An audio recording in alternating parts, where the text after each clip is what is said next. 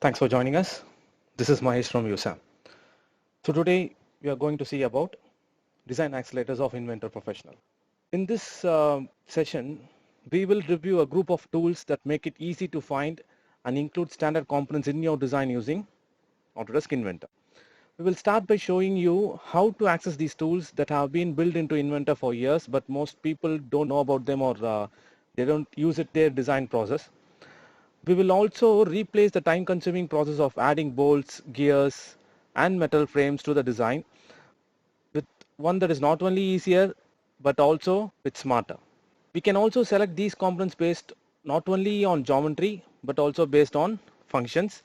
I'll also let you know what it is. We will also see that editing these components is even more easier than editing the components which we created from scratch. Okay, so let's get started. The primary purpose of design accelerators tools that is available by default in Inventor is to help select and generate standard components. This is particularly true for mission design. So most probably those who handle mission design will mostly work with all these kind of standards, right? This design accelerator tool is not available or won't be available in the part environment. We should go and access only in assembly environment.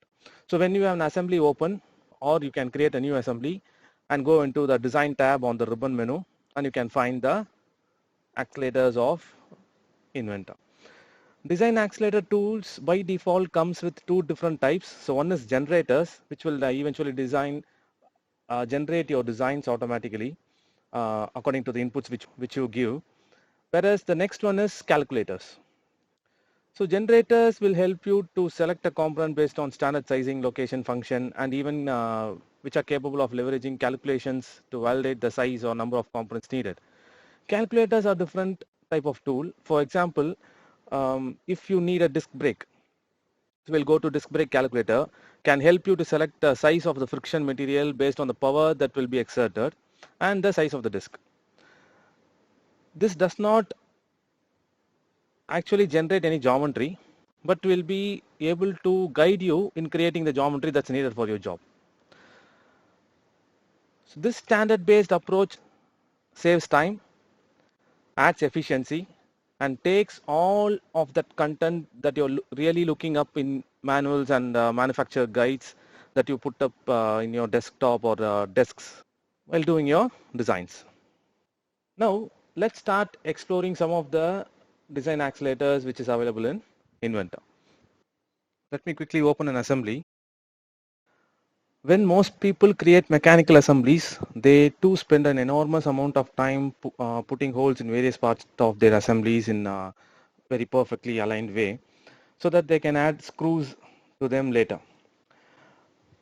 Thanks to design accelerators of Inventor, where it comes handy during this process. So we are not going to do the entire process the way which we do often or the conventional way. We can go through a much more streamlined process. First, we'll go to design tab, then quickly to fasten panel. You can see something called bolted connection.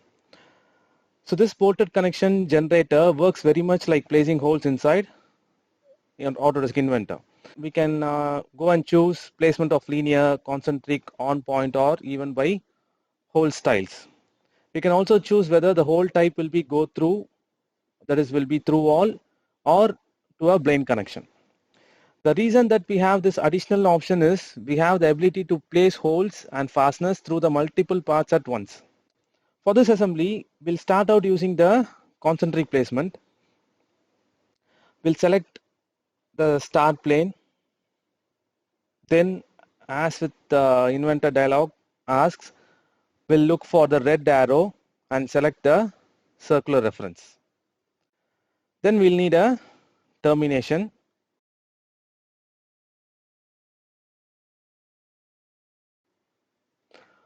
For a hole through type, this would be the last phase on the opposite side of the last part.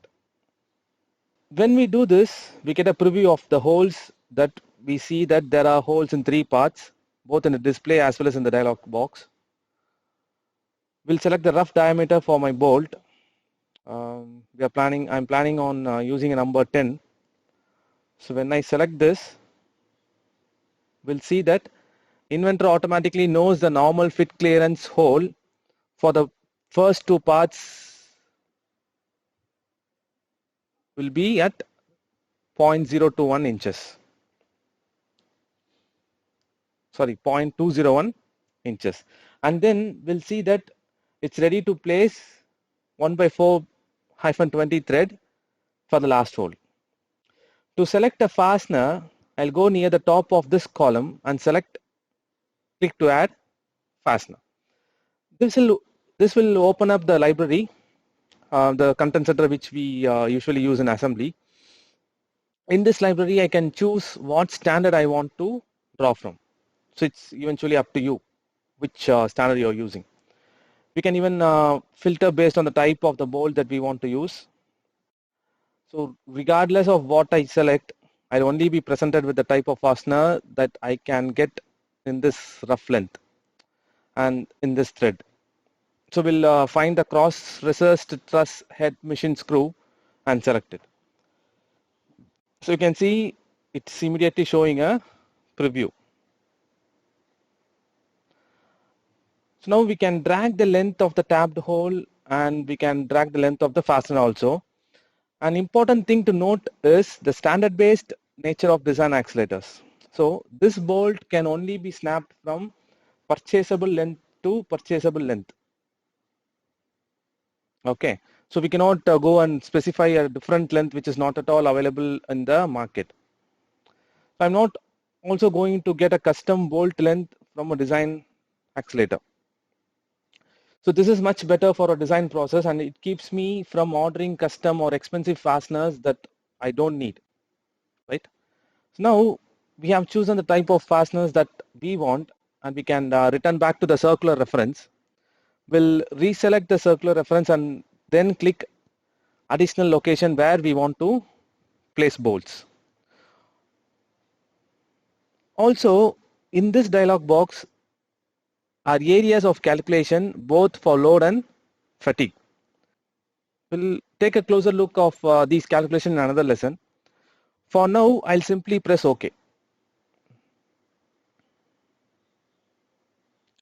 So we'll select default file name. I could either bypass being prompted for file name or enter a custom file name.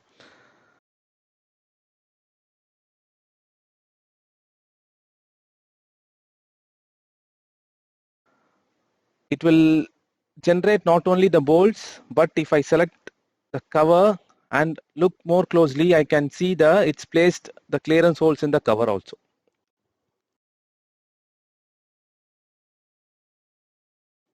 So so we can also double click on the reservoir and see the tapped holes in the reservoir.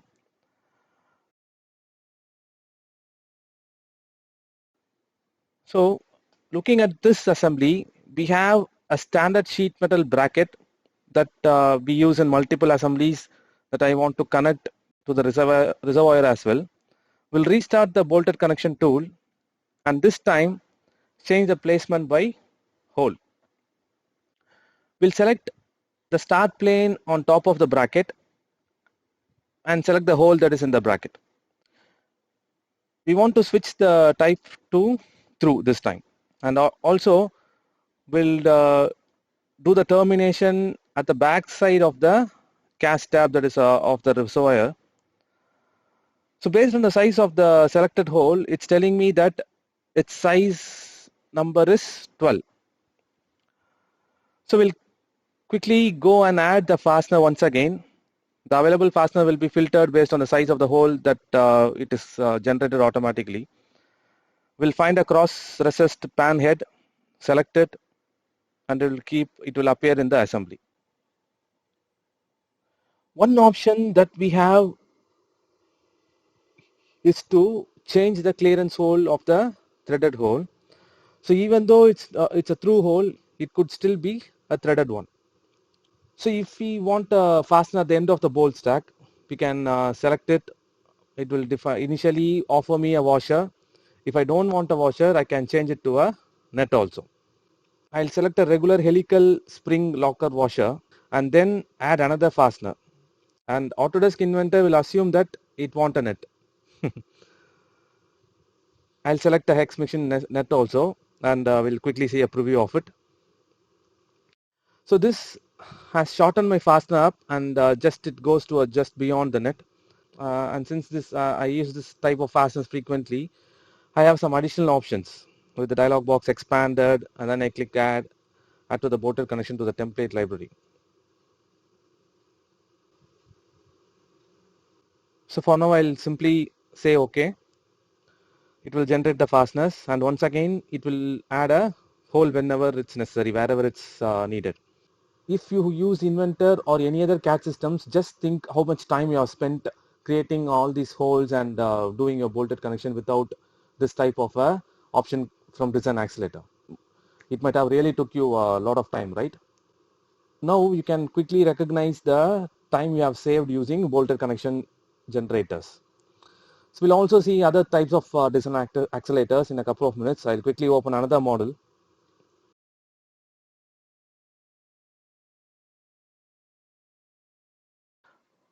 So most of the engineers and designers who want to create some frames or structures, they'll sketch their own profiles and start extruding, or they'll use some of the options that are available inside Content Center. But the most time-saving method is using frame generators that is available with the Design tab. So we'll quickly go to Insert Frame. So here we have frames categorized with the first option, like angles, I-beams, channels, everything.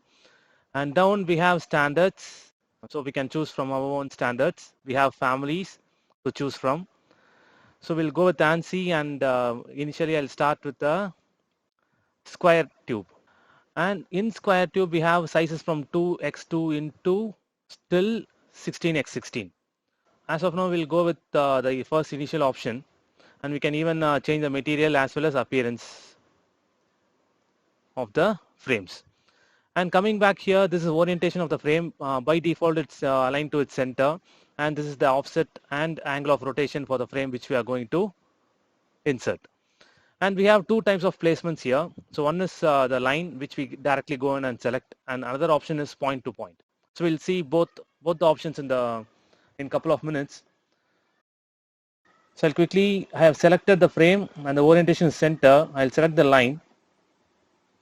So it will automatically populate the member which we have selected in the assembly. And you have an option to change the orientation here itself from 2020 of Inventor. Initially it used to be only here. So from 2020 these options populate here also. So we can change the angle of rotation here as well as the offset here itself without going here, right? So I'll align this inside. We'll make this as 0. Once you say apply, it will ask for a name. You can even change the name, or else stick with default names, and it will also ask for a skeleton name. So we'll leave both as default. Say OK. The insert tab will open again. We can go and populate the other frames for the same model. And each and every time when you say apply, it will ask for a name. You can switch it off here in this option. So I have already switched off. It won't ask me again.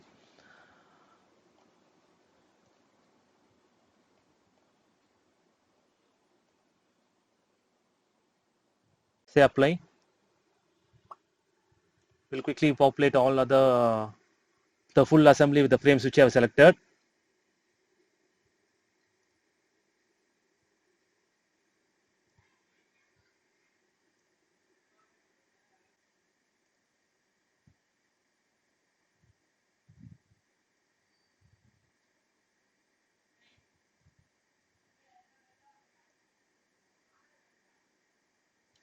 So now we have seen the first type of placement, that is selecting a line segment. The second option is point to point. So if we go and select this, we can select any 2 points and it will automatically populate a member on for the 2 points. So I'll say cancel. So we'll go back to insert frame again. We'll try to add another member for these lines. I'll go with L equal angles. So I'll select this line and we'll quickly align this, say offset 2. So it's come apply, and also for the opposite line. So we'll say this to -2 or -4, and we'll also rotate the orientation. I think -2 will be okay. Done. Say apply. So we have populated these two, and for example, say for example we are using the point to point option, that is between 2 points. If we select these two lines,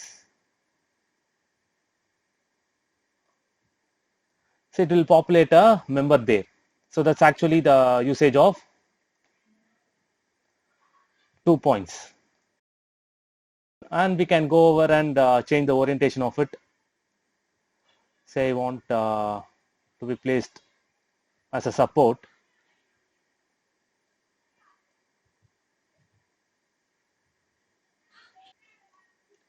Say apply. So this will give a brief idea about placing a member using between 2 points, using 2 points actually. So keeping this insert tab open, we can also change another member here itself. So we'll go for rectangular.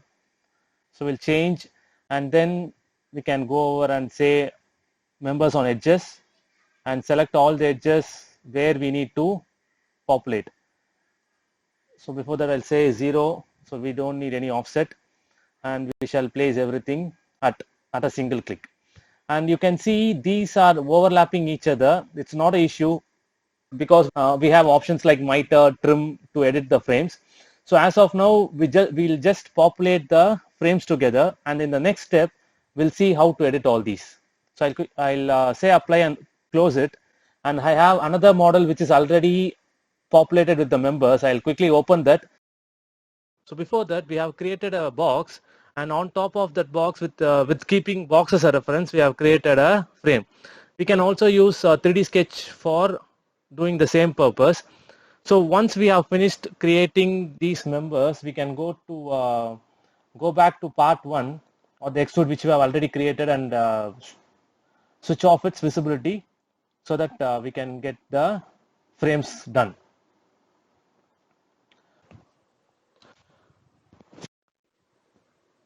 So going to the finished model, we'll see how we can edit the frames which we have created already. So now you can see the overlap between these two horizontal planes, and it as well as overlaps the vertical frames, right? We have a beautiful option here to edit those things. Go to design. We have something called miter. So this has two different options. One will miter evenly, and another one will have different lengths. So we'll go with the first option, and we can opt for offset also in case we are adding a weld. So select these two members. So you can see it has automatically mitered. It's showing just a preview. So once you say apply, it will go and miter all the corners. So we'll select all the frames together, say OK. So you can see it has worked all the corners together, and it has mitered everything. So now we shall quickly go and trim these vertical columns. I'll select part priority so that I can select only the part. So because each and every frame is selecting. So go to trim and extend. We have options to select all the frames together. Okay, and it asks for a face. So we shall select the face up to which we want to trim the member. So you can see it's showing a preview. We have not yet said apply. It is just showing a preview that it has shortened the vertical columns. And if you're okay with it, say apply.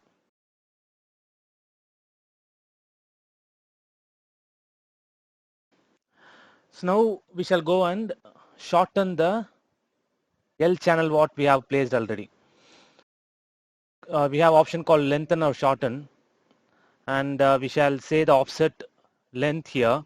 I'll go and say 0.1 inches, and when you select a member it will automatically reduce it to 0.1, and we have set minus because we need in a reverse direction, not in the front, right? Say okay. And the advantage of creating frames using frame generator is we can go and do frame analysis, as I already said, and we have another option to edit also. So initially we have created a 3D model. We shall go and say visibility on, and for creating that 3D model we have done some sketches, right? So changing those dimensions on the sketches will not only change the sketch, it will also change the frames what we have created now. So this is a parametric frame where the changes made in the sketch level will affect the topmost level of the assembly.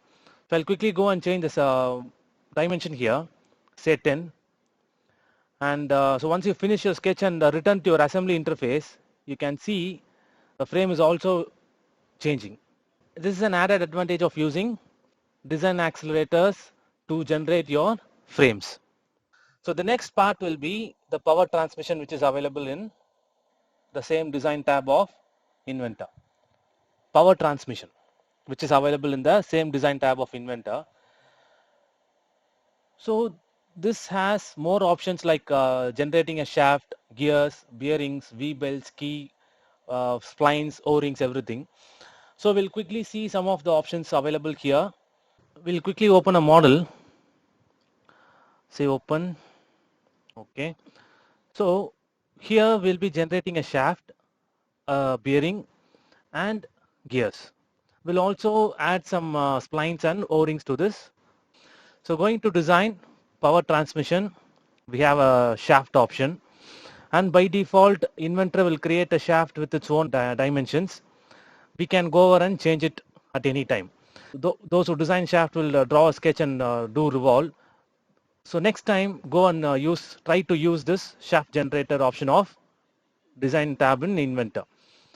So we have 4 different profiles in a shaft, and these profiles can be edited graphically as well as in the dialog box. We are seeing 4 different options in a segment of a cylinder of the shaft. So we'll quickly go and see what is our first option. So the first option will be knowing whether you are going to say no feature or going to add chamfer, fillet, something. And the next will be cylinder or conical or polygon, the shape of the segment. And the end part of the segment should have a fillet or chamfer. So we shall add 0.3 to it. And finally, if the segment is having any key or grooves, we can add it over here using this one. And the last portion will be the dimensions, where we can say the diameter as well as the length of the segment of a shaft. We'll quickly change this to 1 and 0.75 inches. Say OK.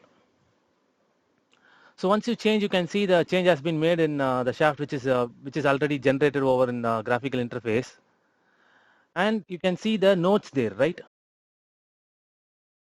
So we can adjust the dimensions using those things also. So we'll quickly select the next segment and adjust the desired dimension and height also.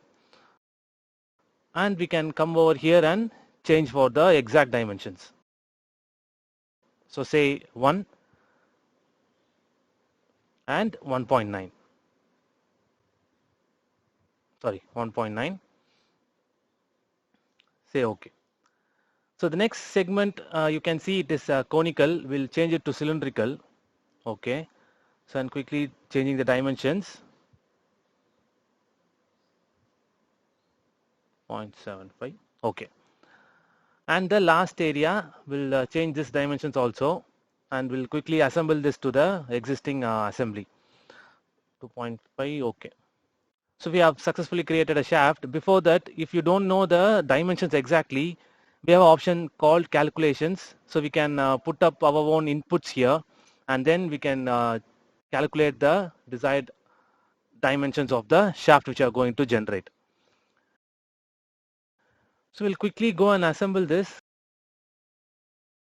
Go to the assemble area of inventor, say joint. If you're not familiar with join and constraint, we have already done a video and I'll share a link of that also here in description as well as in the I symbol. So select this face, say cylindrical, select the area. So I'll select these two faces. Okay. Say okay.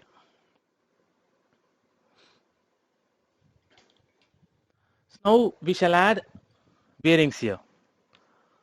Design, power transmission, bearing. And it has two different types of bearings. So one is angular contact ball bearing and another one is roller bearing. So we can go and filter for all roller bearing in a stretch or all ball bearings in a stretch. Or otherwise we can go and say inventor that it has to calculate the bearings on its own. So we have options to do that also. I'll quickly select the cylindrical face and the surface, start plane. And for the distance of the bearing, we have an option called from and to. Okay. So I have done a mistake in assembly. We'll close this. So I need this to come here. We'll close this and go back to assemble. Relationships, cylindrical, say edit. Yeah, the first option should be here, not the face. So I'll select this. So now we have edited it. Okay. So going back again to the bearing option. Okay, bearing. I'll select the cylindrical face again and the start plane. From option as a measure tool to measure the diameter of the bearing. So once you say update, it will inventor will automatically say suggest the available bearings for us in the content center. Say update. So you can see for a given conditions it has two different types of bearings. So one is BS292 and SKF series. We also do have options to calculate the required life, reliability, basic load which is going to be acting on a bearing. So with all these conditions, we can also create our own bearings, or otherwise we can go and say okay. You can see a bearing option which is populating in the assembly tree. So I'll quickly copy paste the bearings and place it on the other side of the shaft also. So assemble, joints. So we'll select the outer face and the outer face of the shaft. Okay. So now we have a model which we have already created. We can bring that component here inside and first we'll place it together with the assembly so that we can create a O-ring for that part. So I'll quickly bring that part here, place. Okay. So we'll switch off the visibility for planes and sketches. So as of now we don't need those. Okay.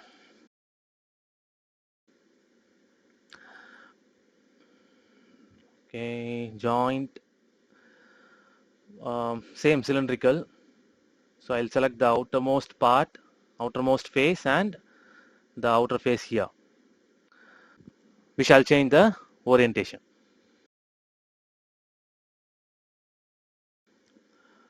Sorry, it's not a cylindrical, it's actually a rotational joint. So now we shall try to create a O-ring for this particular model. Go to design, power transmission and O-ring. So we have a content center here also and radial, axial. We have options to select from radial or axial, and for radial and axial we have external and internal also, and I'll select Parker external. So we'll select the surface and the reference face.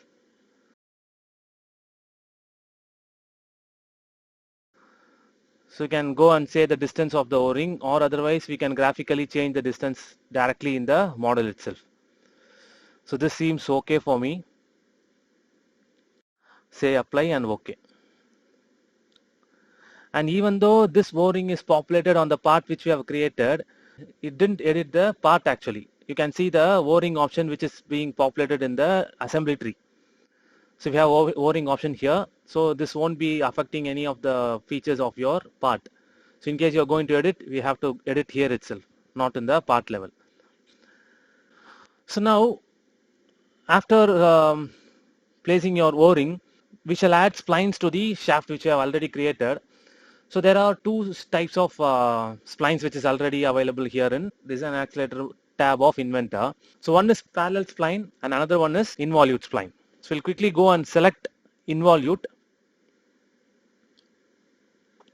And I'll stick with the default option which is already selected by Inventor. And we have options to groove the shaft as well as hub. So as of now, we'll go with shaft alone. We're not going to work with hub now. So the shaft groove asks for a reference. We'll quickly select the reference and reference to the face. And you can see it has populated the splines over here. And we can change the dimensions using browser as well as the graphical interface. So we'll change the length to 1.5. And once you're okay with your preview, say okay. So it'll, again, this spline will be populating in your assembly tree. So you can go anytime and edit using design accelerators. So we'll quickly go and add some gears to this assembly, and so that it will be finished perfectly. So we have three types of gears here: spur, worm and bevel gear. We'll as of now stick with spur gear, and we have options to generate both the gears, gear 1 and 2, or otherwise we can quickly give a reference to gear 1 and generate gear 2. We have a design guide in gear generator where we can say inventor with respect of what input we are going to create our gears. If you know module and number of teeth what you needed, you can give those inputs and generate a gear. Or otherwise, if you know only the number of teeth, you can opt for number of teeth option. We shall select center distance option. So we know the distance between two gears, right? So we have already finished our assembly. So center distance, and the center distance is actually 4 inches. It's correct only. And gear 1, so as I already said, we can generate from scratch, or otherwise we can give any model as a reference for it to create a gear. So since we have already have a model, we shall go and select feature, and it will ask for a cylindrical face. Select that cylindrical face, and for start plane we'll select the face of a gear. So you can see the preview that it has generated a gear for us now with the face width of 1 inch and 23 number of teeth. So UL is unitless. And here we'll stick with component. We'll select a cylindrical face,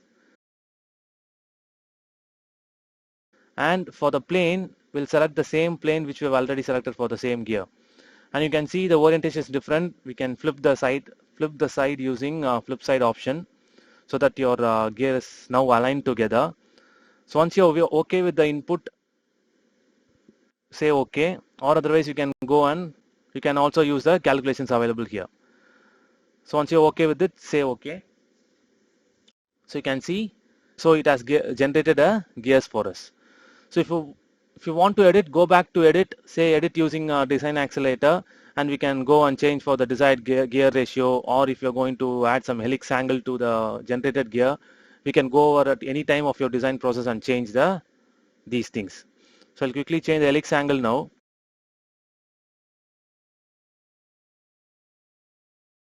Say okay. So I have an error, it's okay, but I'll just want to show you how helix angle looks.